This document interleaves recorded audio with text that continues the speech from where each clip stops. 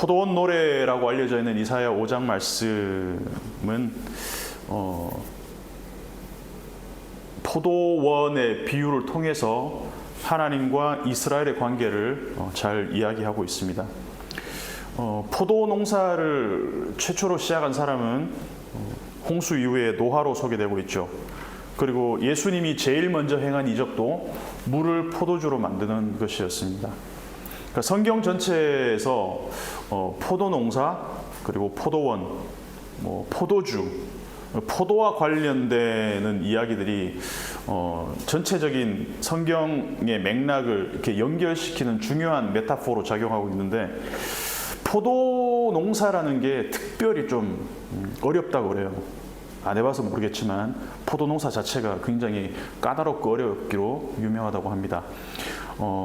땅의 지형이 일단 포도 농사를 할 수 있는 좋은 환경이 갖추어져야 되고, 기후도 좋아야 됩니다. 그리고 무엇보다도 포도 농사를 하는 농사꾼의 손이 많이 가는 그런 농사가 포도 농사라고 합니다. 그래서 정말 부지런한 사람이 정성을 들여서 애정을 갖고 해야만 성공할 수 있는 농사가 포도 농사라는 것이죠. 그래야 좋은 수확을 낼 수 있다는 겁니다. 이스라엘 같은 경우는 미국의 캘리포니아 같은 지형과 달라서 포도 농사를 하기가 굉장히 어렵다고 합니다. 이렇게 완만하게 올라가다가 그냥 툭 떨어지는 그런 지형이라 그래요. 그래서 이스라엘도 평평한 땅은 주로 밀농사라든가 보리농사, 직접적으로 생존에 관련되는 농사를 해야 됐고, 그래서 그런 평평한 땅은 밀농사, 보리농사에 다 이제 땅을 이렇게 써야 되기 때문에 포도농사는 산에서, 그래서 5장 1절을 보면 심이 기름진 산에로다. 이 농사를 산에다가 하는 거죠. 산에 농사 지으려면 평지에서 농사 짓는 것보다 힘들까요? 어려울까요? 어렵죠. 어렵습니다. 그 더운 건조한 사막 같은 그런 곳에서, 이스라엘 같은 곳에서 산에 올라가서 농사를 한다는 거, 이게 보통 정성과 애정이 없으면, 그리고 어떤 이 기술, 엔지니어링 자체의 어떤 그런 기술이 없으면은 불가능하다는 거죠. 1절에 3번씩 반복되는 표현이 뭡니까? 사랑하는 자, 노래. 내가 사랑하는 자를 위하여 노래하되 내가 사랑하는 자의 포도원을 노래하리라. 내가 사랑하는 자에게 포도원이 있으며. 여디디야, 솔로몬의 이름이 여디디야였죠. 그러니까 사랑하는 자, 쉬르, 노래입니다. 얼마나 사랑했으면 3번씩이나 내가 사랑하는 자의 포도원을 위해서 노래를 하겠다라고 3번씩이나 이렇게 강조를 하고 있겠습니까?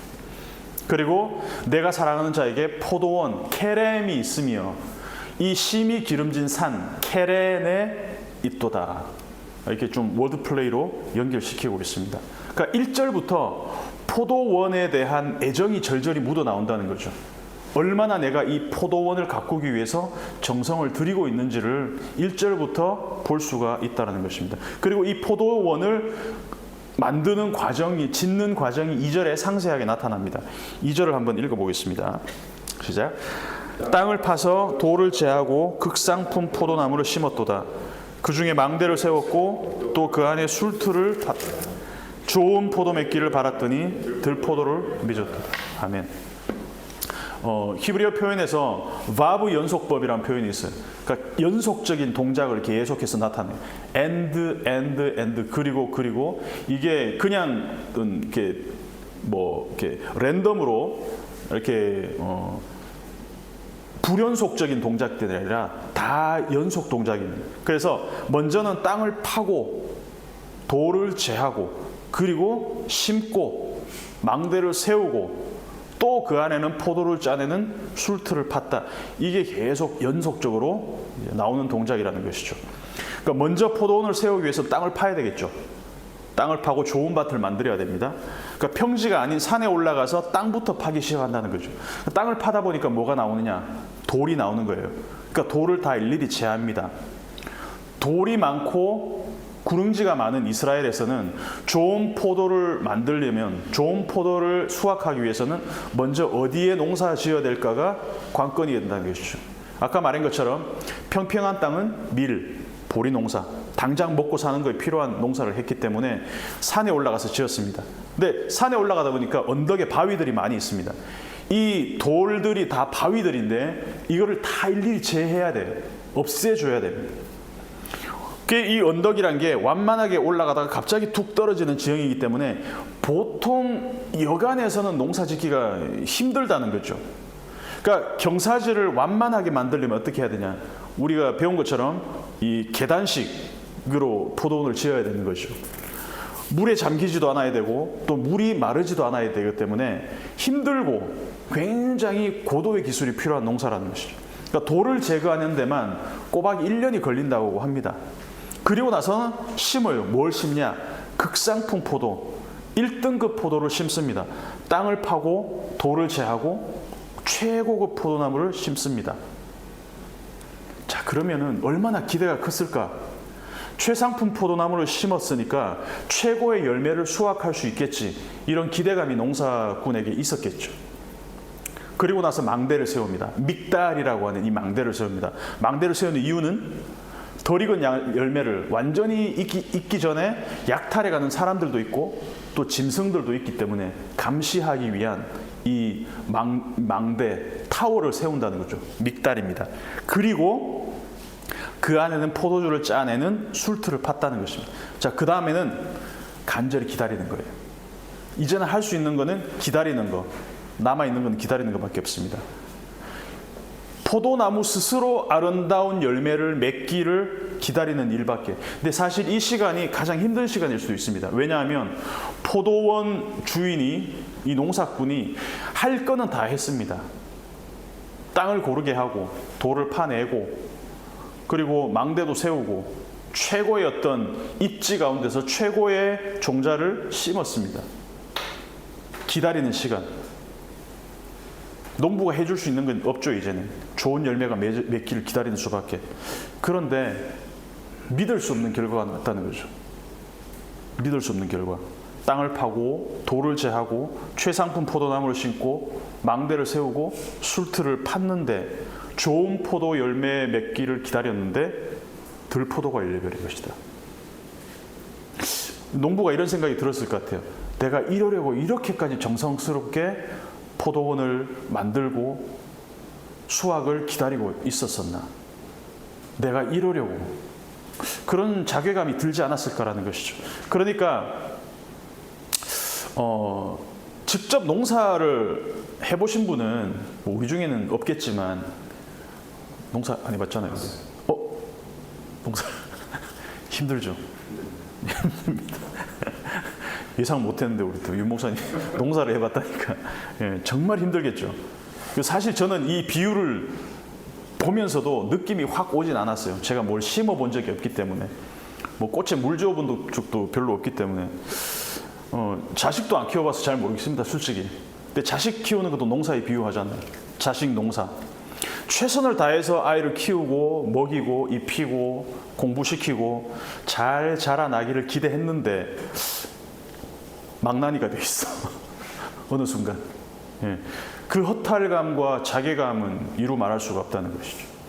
그러니까 너무 허탈하면 이거를 하소연할 때를 찾게 되어 있는 것 같아요. 그래서 옆집 아줌마를 찾아갑니다.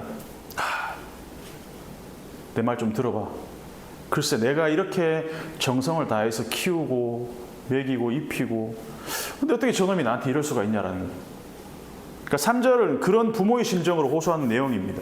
3절을 같이 한번 읽어보겠습니다. 다시 시작. 예루살렘 주민과 유다 사람들아 구하노니 이제 나와 내 포도원 사이에서 사례를 판단해보라. 판단해보라. 심판을 해달라는 얘기죠. 누가 잘못된 거냐? 내가 잘못한 거냐? 아니면 저 포도나무가 잘못한 거냐? 너무 답답해서 지나가는 사람들을 붙잡고 묻고 싶은 그런 상황이라는 것이죠. 4절은 2절의 반복입니다. 내가 내 포도원을 위하여 행한 것 외에 무엇을 더할 것이 있으랴? 내가 좋은 포도 맺기를 기다렸거늘 들포도를 맺으면 어찌 됨인고. 4절 같이 한번 읽어볼게요. 내가 내 포도원을 위하여 행한 것 외에 무엇을 더할 것이 있으랴? 내가 좋은 포도 맺기를 기다렸거늘 들포도를 맺으면 어찌 됨인고. 그러니까 더 이상 할 것이 없을 정도로 최선을 다해서 포도원을 재배했습니다. 근데 고작 맺은 과실이 들포도라니. 근데 여기서 문제는 뭐냐면 이 들포도가 외관상 극상품 포도와 차이가 없다는 거예요. 우리가 배신감을 느낄 때가 언제입니까?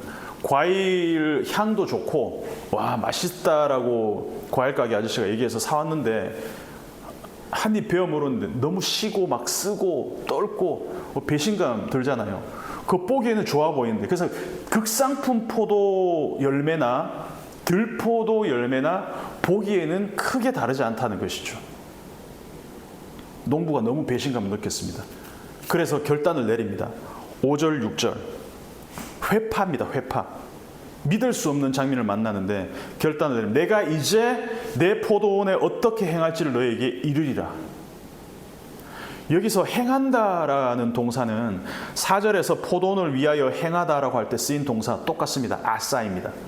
내가 포도원을 만들고 가꾸고 자라게 열매 맺을 수 있는 환경을 위해서 내가 했던 그 동사가 똑같이 어떤 동사로 쓰이고 있냐? 내가 이 포도원을 회파하는 데 쓰이고 있다는 것이죠. 5, 6절을 같이 한번 읽어볼 텐데 농부의 심정으로 한번 읽어봤으면 좋겠습니다. 5, 6절을 같이 한번 읽어볼 텐데 시작. 이제 내가 내 포도원에 어떻게 행할지를 너희에게 이르리라. 내가 그 울타리를 걷어 먹힘을 당하게 하며 그 담을 헐어 짓밟히게 할 것이요. 내가 그것을 황폐하게 하리니 다시는 가지를 자름이나 북을 돋우지 못하여 찔레와 가시가 날 것이며 내가 또 구름에게 명하여 그 위에 비를 내리지 못하게 하리라 하셨으니. 아멘. 믿을 수 없는 광경입니다. 그토록 정성스럽게 가꾼 포도원을 자기의 손으로 다 뒤집어 엎고 회파시켜 버리겠다. 여기서 분노한 농부의 마음이 느껴지나요? 근데 저는 여기서 조금 더 나아가서 분노에서 슬픔을 좀 느꼈어요. 분노하고 화가 나는 걸 넘어서서 슬프다라는 것이죠. 내 손으로 정성껏 재배한 포도원을 내 손으로 다 엎어버리는 그 농부의 심정이 얼마나 슬프고 아플까라는 거죠. 분노를 넘어서서. 전염병 때문에 닭들을 몇만 마리씩 막 수천 마리씩 수백 마리씩 생매장하는 어떤 그런 양계장 주인의 가슴을 한번 생각해 보십시오. 이렇게 화가 나지만 슬프잖아요. 어쨌든 포도나무나 뭐 닭들이나 돼지들이나 내 손으로 키운 생명체들인데. 7절을 같이 한번 읽어보겠습니다. 시작.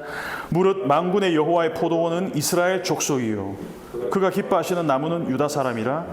그들에게 정의를 바라셨더니 도리어 포악이요 그들에게 공의를 바라셨더니 도리어 부르짖음이었도다. 아멘. 농부와 포도원 비유의 정체가 마침내 드러납니다. 우리가 예상했던 것처럼 여호와의 포도원입니다. 포도원의 주인은 여호와, 농부도 여호와시. 그리고 포도원은 이스라엘과 유다라는 것입니다. 언어 유희가 나옵니다. 정의를 바랐는데 결과는 포악이다. 정의는 미슈파트, 포악은 미스파흐입니다. 공의를 바랬는데 부르짖음, 공의는 쓰다카, 부르짖음을 쓰아카입니다. 마치 좋은 포도 열매와 들포도가 거의 흡사한 것처럼 정의와 포악이 흡사하고 공의와 부르짖음이 흡사하다는 것이죠. 워드 플레이를 통해서. 그래서 겉으로만 봐서는 잘 모르는 것이 짝퉁 포도라는 것이죠. 극상품 포도와 들포도의 외관에 구분이 안 간다는 것. 외관으로 봐서는 정말 신실한 그리스도인 같아요. SNS, 카톡의 프사, 문구 하나하나 다 성경 말씀입니다. 극상품 포도처럼 보입니다. 근데 정작 삶의 실체로 들어가 보면 그 안에 정말 겉으로 봐서는 알 수 없는 실체를 본인은 알겠죠. 그리고 하나님은 아실 테고 맛은 속일 수 없잖아요. 맛은 속일 수 없어요. 열매의 퀄리티는 아무리 포장을 잘하고 겉보기가 괜찮아도 먹어보면 안다는 것이죠. 그래서 이 포도원 경작의 사이클을 쭉 보시면은 포도원을 먼저 설립합니다. 그리고 정성껏 재배합니다. 그리고 추수합니다. 근데 추수했는데 도저히 추수할 열매가 아니라서 결국 다 뒤집어버리고 회파합니다. 경작하고 설립하고 재배하고 추수하고 회파하는 사이클.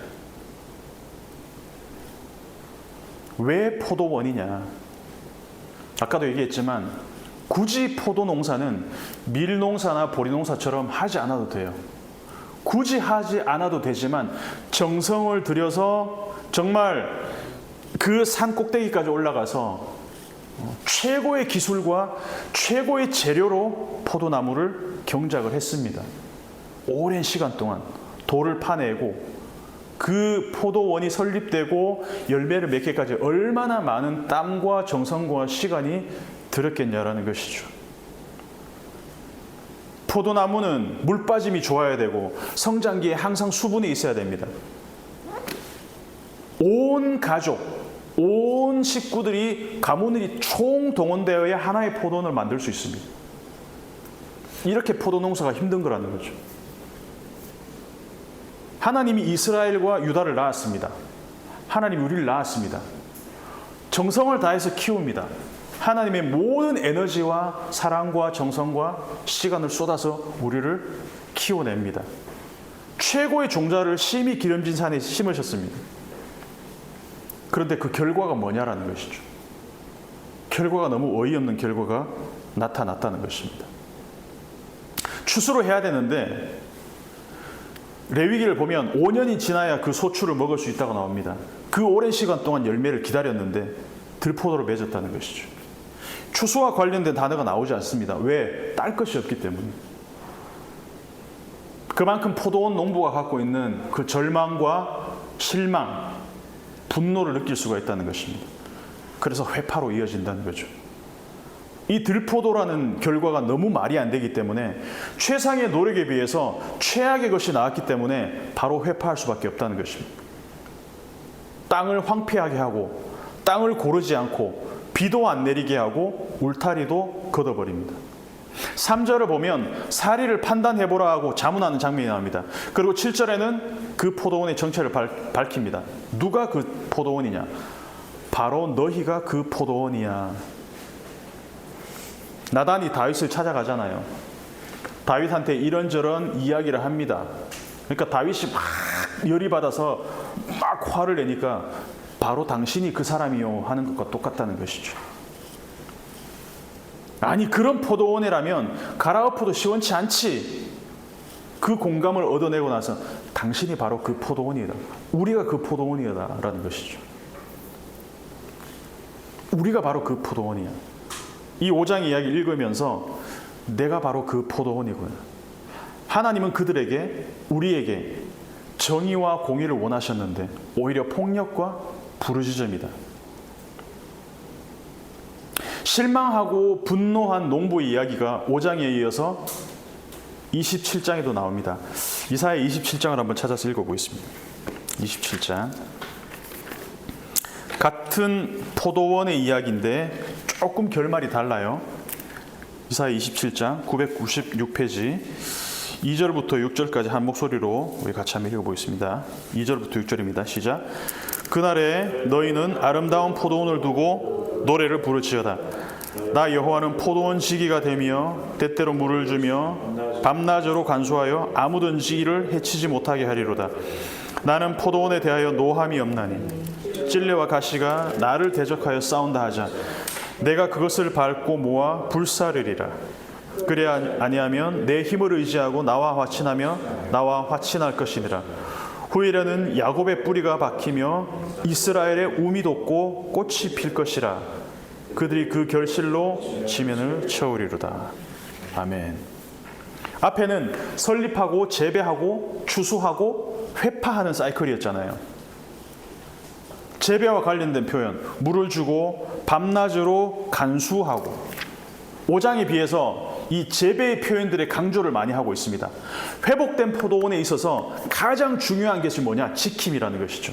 그래서 27장에서는 지키겠다는 결의가 더 강조가 되고 있습니다. 27장 3절을 보면 나 여호와가 뭐가 된다? 포도원 지기가 되며 때때로 물을 주며 밤낮으로 간수하여 아무든지 이를 해치지 못하게 하리로다. 앞에서는 지키기 위해서 뭘 세웠습니까? 망대를 세웠어요. 믹다를 세웠습니다. 근데 여기서는 나 여호와가 직접 지키겠다는 것이죠. 내가 직접 지키겠다. 때때로 물을 주면, 이 때때로란 말은 항상이란 뜻입니다. 항상. 물을 줄 때 우리 식물에 물을 항상 주면 어떻게 됩니까? 이게 안 되잖아요. 그러니까 이게 과장법이라는 거예요. 그만큼 밤낮으로 지키겠다. 뭡니까? 항상 돌보고 있다. 항상 내가 너를 지키겠다라는 것이죠. 5장에서는 포도원을 엎어버렸습니다. 왜? 결과가 들포도였기 때문에. 근데 27장에서는 6절을 보면 그 결실로 지면을 채운다라고 표현이 되어 있습니다. 결과가 달라요. 그리고 이스라엘 백성의 반응도 5장과 다릅니다. 우미 돋고 꽃이 핀다. 5장에도 자라긴 자랐어요. 근데 쓸모없는 들포도 열매로 자랐어요. 근데 여기서는 매우 대조적으로 결실이 맺히고 있다는 것이죠. 요한복음 15장을 보면 또 포도나무 비유가 나옵니다. 여기에서 약간의 작은 변화가 있습니다. 어떤 변화입니까? 요한복음 15장 1절을 보면 나는 참 포도나무요 내 아버지는 농부다. 농부는 그냥 하나님 아버지로 똑같습니다. 근데 이사야에서는 이스라엘이 포도나무였는데 요한복음 15장에서는 포도나무가 바뀝니다. 누구로 바뀝니까? 예수님이 참 이스라엘이 되시고 포도나무가 되신다. 이스라엘이 실패한 그 포도나무가 예수님으로 대체되었다는 것이죠. 그래서 이제는 내가 열매를 맺을 필요가 없이 연합해 있으면 됩니다. 어디에? 포도나무 대신 참 이스라엘이신 예수 그리스도께 연합해 되어 있습니다. 붙어만 있어라. 그러면 열매가 열린다는 것이죠. 우리 시편 80편을 한번 찾아보겠습니다. 시편 80편 8절, 10절, 8절, 9절, 10절 한번 읽어보겠습니다.